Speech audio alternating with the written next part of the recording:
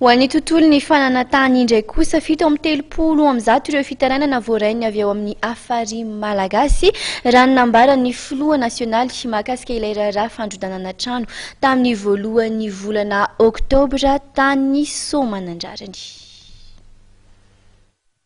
Mametraka fitokisana amin'ny fitsarana ny vovona afary malagasy hoy nambaran'ny filoha nasionaly mahakasika ny resaka tany izay miamahazo vahana tatoato.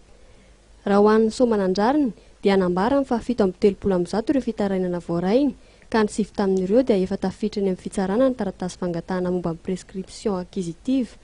Raha atsahivina dia tany mirefy eo amin'ny 12 hektara eo no nahajariana izay nahitana trano fonenan'ireo mpona tamin'iny toerana iny. Resaka manokana izay ny prescription acquisitive io zany dia voafaritra ny ordonnance 6546 ediny fahavalom-boapolo tamin'ny 3 oktobra 1960 izay manome zo ny aradrariny ho ara-dalàna na hoe ireo nanamainto milala ny tany nandritry ny taona nandritry ny 20 taona mihoatra ahazo zay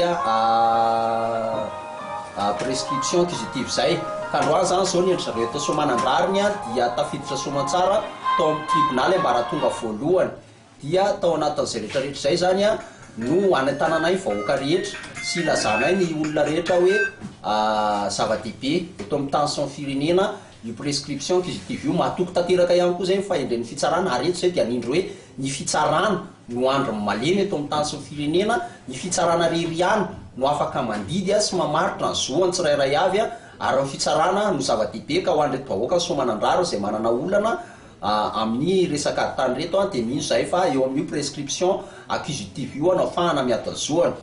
9 ireo fitaraina tonga eo am-pelatanan'izy ireo amin'ny dalam-pikarakarana amin'izao fotoana izao. Analina kosa no efa nahitam-bokatsoa anisan'izany ny teny Andavamamba, Hampandrana, Antotapenaka. No amafisin'ity Filoha Nasionaly ny afary malagasy ity ary fa tsy misy resaka ambadika politika nandraikitra raisiny eo amin'ny fanampiana ireo vahoaka.